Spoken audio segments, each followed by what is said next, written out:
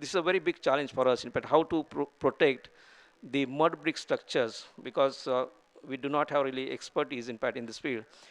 But one way that, to prevent maybe further deterioration, maybe, we need to cover maybe the structures that will be excavated by this particular method. So these are some of our ideas about the site. And then, of course, as I say that, as a part of the, part of our development of the site from tourism point of view, the state government has already acquired 10 acre of land for the development, where we are going to, the plan of the museum is almost ready, and they have set aside quite considerably good fund for the development of the museum. So that work we are going to start from this year. And also, what is the, how the museum is going to be different from the other museums. We are going to, of course, display the material from the site, but at the same time, if you want to really educate the people, we would like to show, in fact, showcase the contribution made by the Harappans in the field of, science and technology, basic science and technology, and how this, science and technology is so important. In fact, we in South Asia particularly, the, the basic science and, the what we call as the traditional knowledge system is very, very relevant even today. So we would like to preserve that and put to use some of the, important, uh, the traditional methodology or traditional knowledge system, which is very much relevant. Large section of the population, in fact, in the country is still dependent on this, traditional knowledge system. So we are trying to revive that and put to use so that, people are benefited from that. And we know that, people, we have assured the villagers or the, the regional, people, in fact, that the development is going to be a boon for the entire region, not only for the village, because it is going to generate some employment, and economically, certainly, it is going to be beneficial. So this is how, in fact, we are trying to, develop a model for the development of site, and then, that can be applied. And the archaeological sites, they also can be able to generate a lot of revenue for the country. This is what, we are planning at the site of Rakigadi. Thank you very much. Again, I would like to thank the, Kalimullah and the, entire team for getting me here. A very rare, very important opportunities for me to interact with my friends from Pakistan and the other parts of the world. And it is always good to know the, or get first-hand information from my colleagues from other parts. Thank you very much.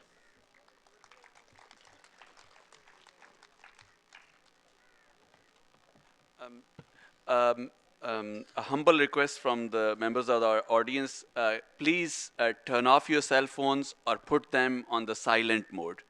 And if you have to talk to somebody, please go to the back of the hall so that people who are presenting or those who are watching the presentations are not disturbed. त कंहिं अगरि तव्हां जेका mobile phone वारा आहिनि उन्हनि खे silent ते कजो ताकी जेको प्रेज़ेंटेशन डिस्टर्ब न थिए ऐं माण्हू तसली सां ॿुधी सघनि प्रेज़ेंटेशन खे. So our next speaker is Professor Dr. Rita Patricia Wright. Please. So I want to thank the organizers for inviting me to the conference, but especially to the government of Sindh Archaeology Department. There's a special thanks for Dr. Ligyari, who helped me out of a jam when I came here, and it's very much appreciated. The hospitality that I receive in Pakistan really comes back to me every time I come here, and I've missed it during years when I haven't been able to. So in the abstract that I submitted for the conference, I plan to discuss several of the problems that I think continue to slow down progress in our attempts to understand the Indus civilization. When I realized how much of this conference was devoted to Mohen Jo Daro, I decided that the topic that was at the very end of the abstract was the one that would make the most sense. So I'm jumping ahead then to the end of my abstract, if you've read it, and focusing on the potable water and the waste disposal at Mohen Jo Daro, which I believe reached a technological level that was higher than any other civilization of its time and even into contemporary times. Now I realize that most of this is Michael Jensen's work, and I very much appreciate the fact that in his book he really outlined for me the kinds of things that really interested me about the engineering and these things that I want to talk about today. I could never have this talk without having read them, and they were very helpful. But I agree with him that they attest to a very advanced technological development in an area where there was a much needed potable water supply in the form of wells. Also, other materials were used, like ceramic jars. And these water sources, I believe, and we'll see if he disagrees with me, were important for the maintenance of the city's features.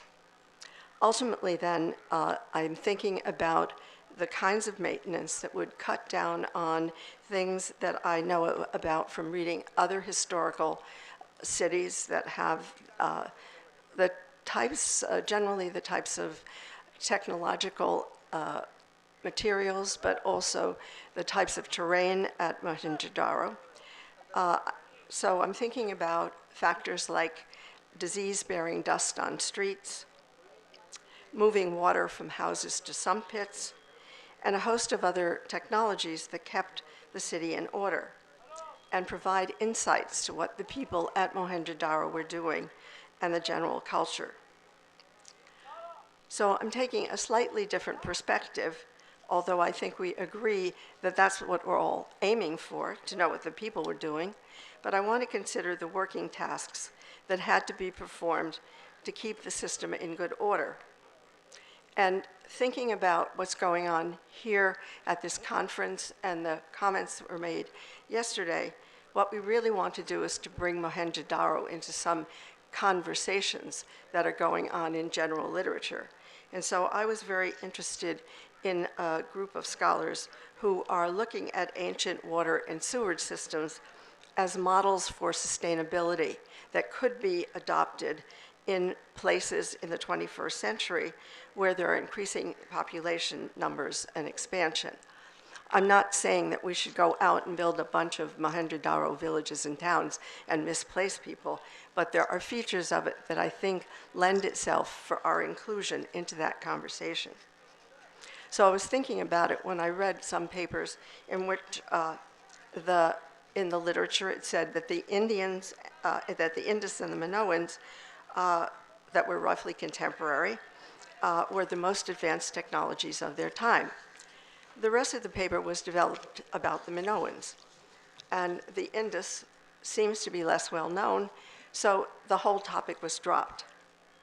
And it's not because there isn't anything written about it, this material, but apparently it's less accessible. So perhaps it would become more accessible if we were to join the conversation. So what I'm going to try to do is reconstruct the ways in which the features that have been documented can provide us with insights into the community's involvement in the water system and Mohen Jo Daro's sustainability. So even before the development of cities, we know that people sought potable water. Even nomads are following oases. And in the earliest settlement communities that we have, for example, Jericho in Palestine, water was carried from springs to households. Later, when people moved to the alluvial plain in Mesopotamia, rainwater was collected for household use. In early dynastic Egypt, the Nile River supplied the major source of drinking water. And in the New World, at Tikal, for example, a major city in the New World, which is 250 to 900 AD, water was drawn from springs that were channeled through a natural ravine into artificially constructed reservoirs and dams, much like at Dolivera today, that we know now. But at Tikal, they had to use a sand infiltration system to make the water potable because of the karst topography. So obviously, the numerous wells at Mohen Jo Daro were a much more sophisticated option and likely more reliable. It also included distribution wells through neighborhoods, so many people had the advantage of using them, and they were shared. Unlike the other systems described, the technology was available to the entire population. Now, Michael Jensen has reconstructed the shaft sinking method, and in a conversation last night, I understand he's still working on that. But I was very surprised on the BAS survey that Joe Schuldenrein talked about in connection with our work that we found Indus wells in many villages, even though these villages had, the ancient villages had been encroached upon and were almost non-existent, the wells were still there. So that really contributes to the notion of something sustainable. So sanitation then. The earliest evidence in the Old World for sanitation dates to a site in Syria, which Jensen mentions in his book. In that case, water and debris were channeled through earthenware pipe sections. In Mesopotamia, there were drainage systems created for stormwater control. And in early dynastic Egypt, waste was removed from the settlement and taken outside of inhabited areas, just dumped into the river. Some bathrooms were fitted with stone slabs.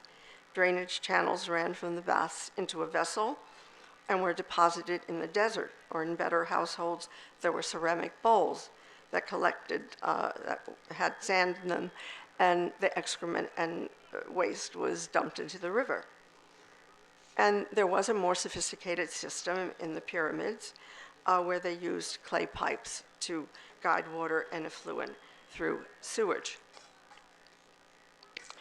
There was a more spectacular system of stormwater management in the Minoans and Mycenaeans. It included conduits and pipes that moved water and human waste from toilets that were flushed out with jars of water. There were other amenities, but all of them were confined to the palace and not for the general citizens, which seems to be a hallmark of some of the amenities at Mohen Jo Daro.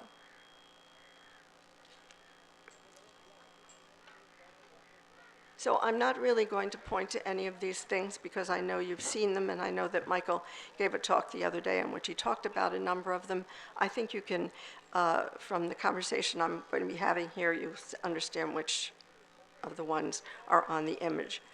So Mohen Jo Daro is one of the best vantage points from which to observe these amenities. The city's baked brick architecture and the designation as a UNESCO World Heritage Site has made it possible to document the full range of the city's initial construction and subsequent modifications in some street plans, as there were alterations to the amenities in water consumption points in specific blocks that Jensen and his team have been able to document.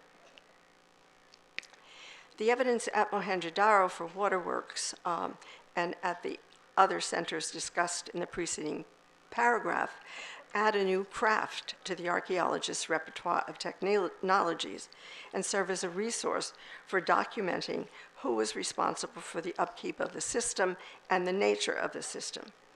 Mohen Jo Daro is the primary example, unique as well, that combine the distribution of drinking water and sanitation facilities throughout the city.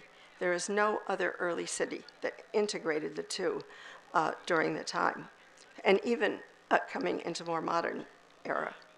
So the wells were significant as potable water, but for domestic activities, and I think the distribution throughout the neighborhoods at convenient locations made all of that more livable. One of the things to think about, these are people who are moving into urbanized places. How do they do the kinds of things they've been used to doing in their small villages? This is what the planners thought of, that there had to be a way to make people comfortable in this urban environment. So this was a system in which the principles behind hydrology were used in a way so that water was needed to maintain aspects of the city. It was necessary to have the pressure inside of the various sewers to keep the flow. So there are other features, though, that may not be part of the original plan, as they appear to be constructed by individuals who built them in rooms in the interiors of houses. This included a well that was surrounded by a brick floor where specially designed small depressions were constructed, that Jensen commented that there were possibly used as stands for vessels with pointed bases. So this is another very convenient way. It's like having a pool of water in the middle of your home.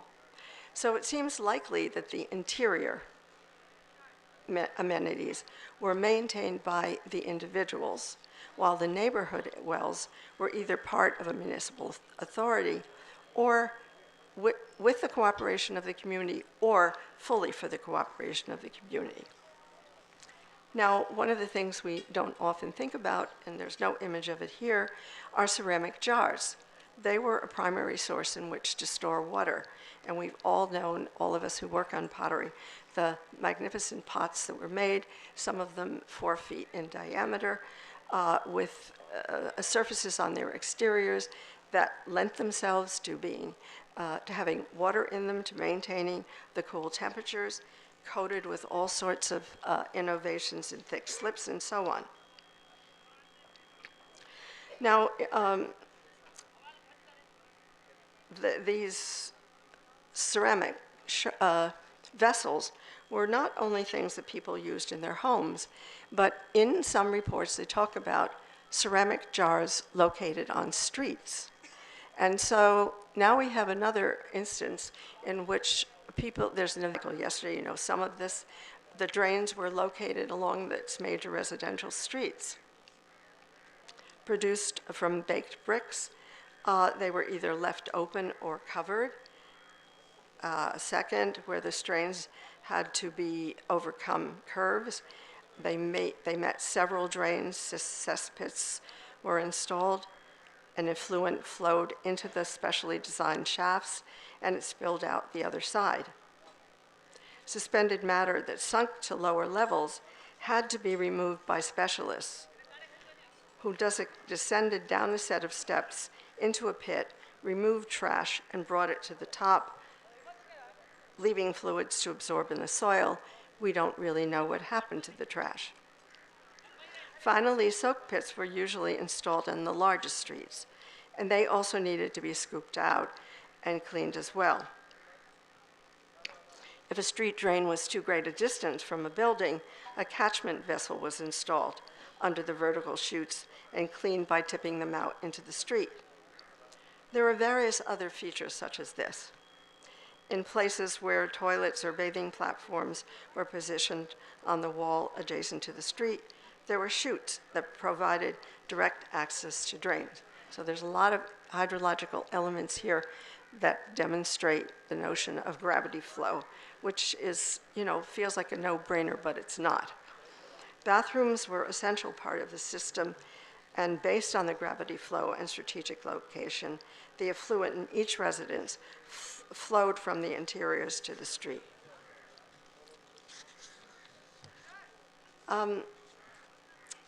There are some instances, and that's in the top right, where individuals had terracotta pipes.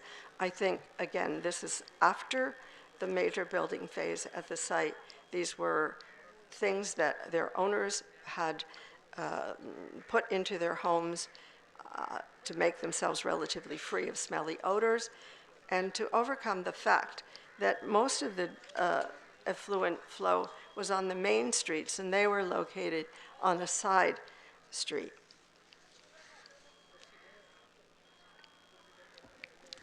So I've said that it's a structured plan of amenities maintained somewhat by a civic authority or built by an engineering authority. It required community operation, and it required individuals who had a knowledge of the system as well and were happy to use it. They needed some tools and to get the work done that they needed. This included maintaining the wells, containers for water we've talked about, maintaining the sewage system, ceramics for water storage, cleaning the streets, and scouring drains and soak pits. So until now, the presence of cleanup crews at Mohen Jo Daro or in any other Indus city has been an invisible side of life and rarely considered. Given the proximity of amenities to residential streets and the presence of trash pits that flanked housing, Mohen Jo Daro streets may have been fairly odoriferous as people moved about. The careful planning that went into removal and prevention of clogging of streets and drains, cesspits and soak pits required sustained and specialized care in order to prevent noxious substances from littering the landscape and had to be carried out throughout the year.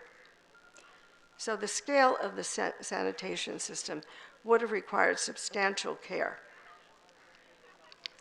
In order to find a background to sanitation technology, I consulted historical records of a vast source of cities who had similar amenities and tried to match the types of technology available at Mohenjo-Daro in the third millennium to them.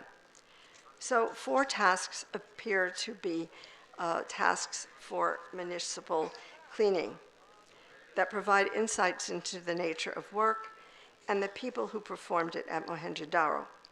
They included cleaning the streets and removing dust and trash, keeping the water jars filled to capacity, and the more unpleasant task of keeping drains free of debris and scouring pits or sewers. Knowing that dust causes disease is not a phenomenon of the 20th century.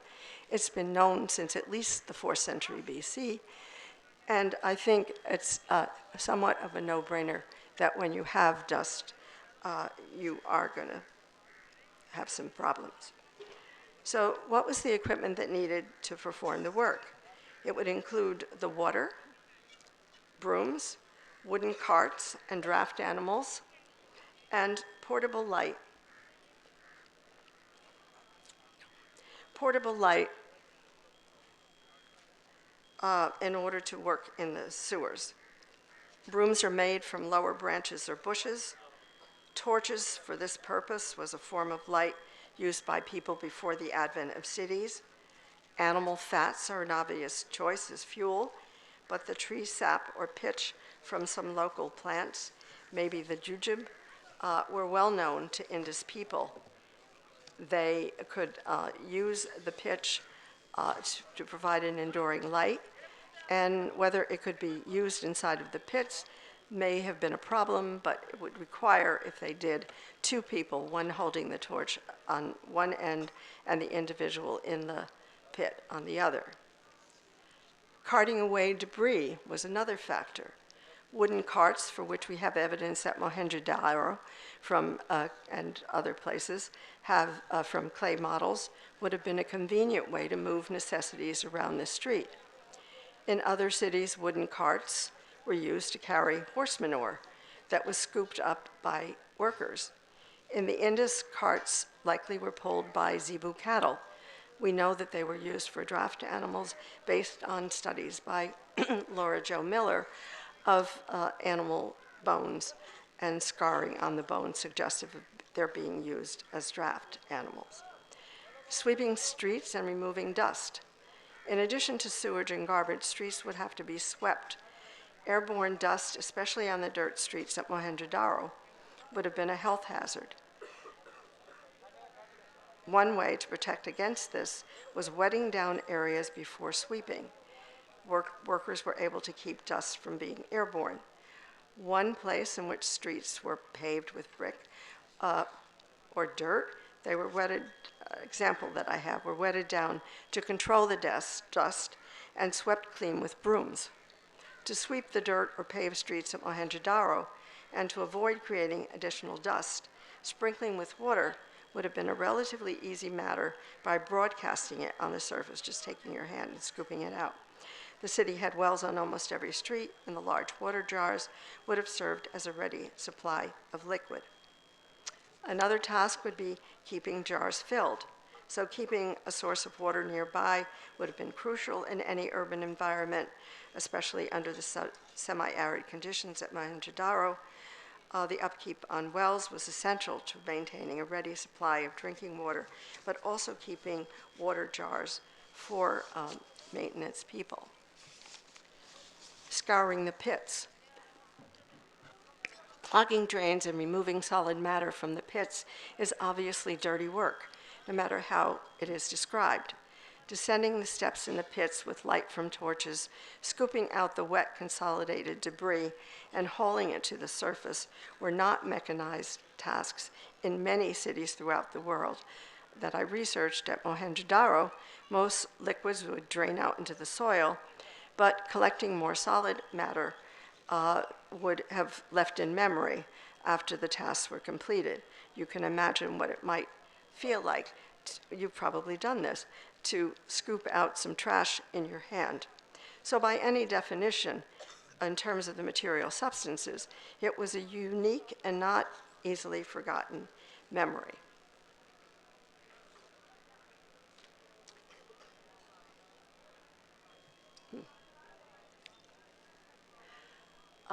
This is a city that I know very well, 19th century New York, and I thought some of these images would call to mind the gunk that we're talking about. So that's in 19th century New York City. There was a lot of horse manure and animal manure on the roads from some of the vehicles that they used to take the trash out of the city. And that's what it looked like. Before they began to do these tasks that I'm about to tell you, New York was such a smelly city that sailors said they could smell the city before they entered the harbor. So in the 19th century, they began to use some more sophisticated methods. I wanted to point out to you Delancey Street, which is a famous street in the city. You see, it's just brick, whereas the other sidewalk that I showed you was just dirt. So it's very comparable. And you can also see at the bottom left, this is a group of people who have been organized to do this task of sweeping. And the data that I used comes from the way in which they took care of that. They also used carts, like the one at the bottom right, and they collected the trash. And unfortunately, I know that Michael's been looking for the place where the trash is. Well, in New York City, they just dumped it in the river. And they didn't have a sense not to do it, I guess. Okay, so what makes Mohen Jo Daro a sustainable model? The structure should not be replicated in today's villages and towns. You don't want to unearth people from their village. You want to do something for them that's positive. So the structure should not be replicated. Maybe you'd want to do it because you think it's a decentralized system. We don't actually know that. We just know some things about it suggestive of that. What I think makes it sustainable is the planning of a single